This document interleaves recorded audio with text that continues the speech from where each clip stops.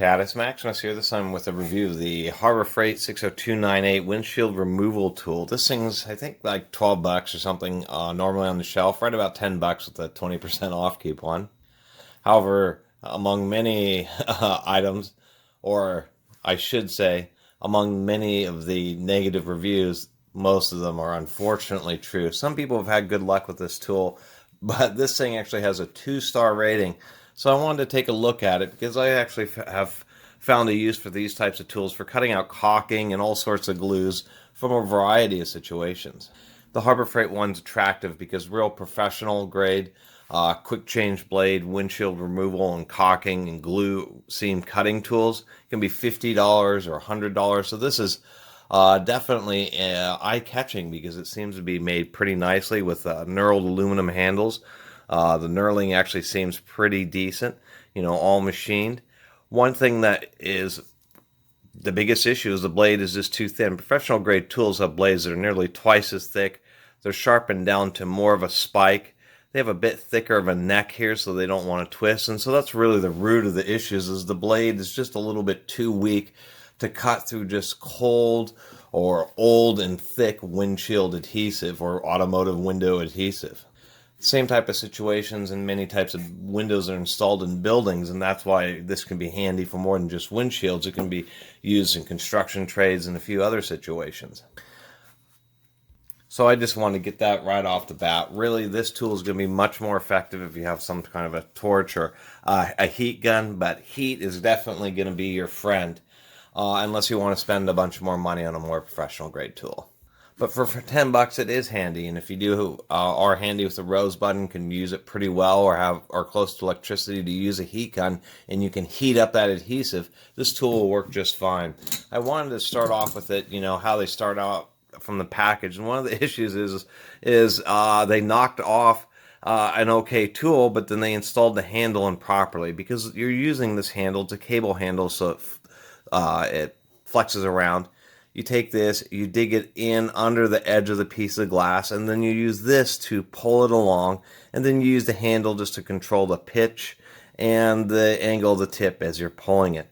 The problem is they installed it on the outside edge, so it causes it to want to roll away, giving it less bite, making it much harder to cut the seam. And all professional tools, it's on the inside, so it's actually kind of pulling the blade in. So that's a pretty easy fix. All you do here is, of course, switch the handle around. Where's our screwdriver?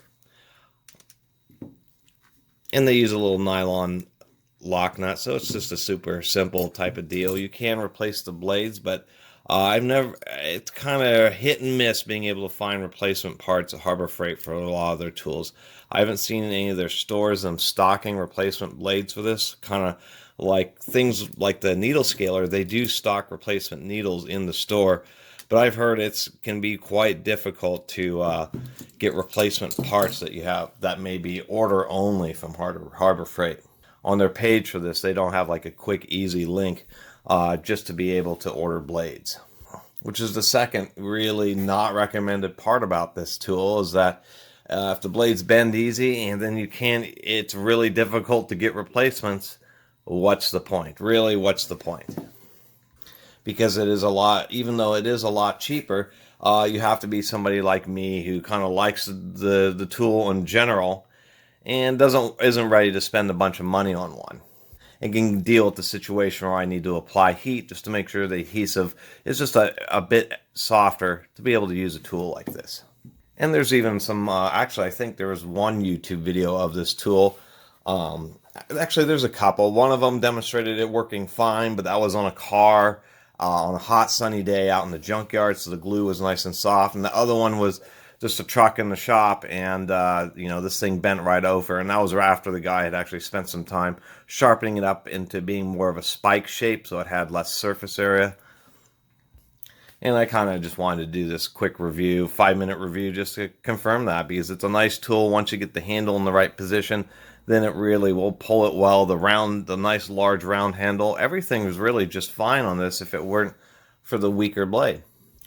And one of the few available options is really to get some of those needle files that Harbor Freight has, file out the slot wider so that you can use and then order commercial grade blades, because it appears their width and the hole spacing can be used in this unit. And even if it's not, you can still drill a hole in one of the replacement blades. Or excuse me, an aftermarket blade. But then, that becomes a lot of effort to modify this, and it's kind of more of a do-it-yourselfer thing. But anyway, this is one of those Harbor Freight tools I'll end up keeping, because it has these type of tools that have been handy for me. More as a kind of a beater and a light-duty one. And if I end up needing to remove heavy glue seams, such as some actual automotive windshields like this is intended, I'll just remember that I need to bring the heat gun to really make sure that the adhesive is nice and soft. I should also mention that wire windshield removal and glue seam cutters really do work better, but they have a wire and you have a little needle and you can poke it through the glue seam, but you have to have a hand on the inside and a hand on the outside to drag the wire back and forth. That's what makes these tools so attractive, is because or just on one side, once you poke it in and they do work well, it's just pulling this cord, you just poke it in and pull the cord and just cut the seam out, literally. You can get if you're familiar with the vehicle, you can get all the rubber and everything off and the windshield out in like 10 minutes. It's crazy how fast it can be. Anyway, I wanted to just do this review of this tool. It is actually a pretty good build quality and value for $10 with a coupon. It just doesn't have professional grade strength. And so it truly is kind of a knockoff like that. It's just a whole lot cheaper, but it has a whole lot less performance. Anyway, I really appreciate everybody watching and subscribing. And if you haven't subscribed, please do. Until next time, Catus Maximus out. And I might as well put this at the end of this video. Anyway, some people, I review a lot of tools. A lot of them that aren't available, I've just found, just to put it out there for either other collectors, just to see a review of somebody who also has one. I really do appreciate those comments, especially on some of the older vintage tools. Those videos get hardly any views, but they're actually really enjoyable from the comments that I get where somebody says, I found this old Jazz Clark drill, and it's really a great drill, and I'm glad I found a video about it. Really a lot of the purpose. But newer stuff like AutoZone, I can't help if I go into an AutoZone, pull a tool off the shelf, and it's like a discontinued tool, and then it's the last one. And in my area, they have more in stock. So the store is actually restocking no longer available tools just because the regional warehouse happened to have 20 or 30 sets still remaining. Where in another zone, they're completely out and people can't even get the tool. Automotive dealerships, and I don't know how they do that now, because I haven't done this for quite a while, but I used to really be into Mitsubishi Eclipses and Eagle Talons, and really a great parts manager at my local Chrysler dealership. And when I was looking for some interior piece or like the special fabric cover for the sunroof or a sun shade for the sunroof, that was stuff that hadn't been made by Chrysler for a decade. But they could do this dealer search where they actually put in a request, and dealers around the nation could say, you know what, we actually have one of those in stock, and they'll ship it across the nation so that you can get the part. It would seem that places like AutoZone could also benefit from that type of system. Anyway, see you next video.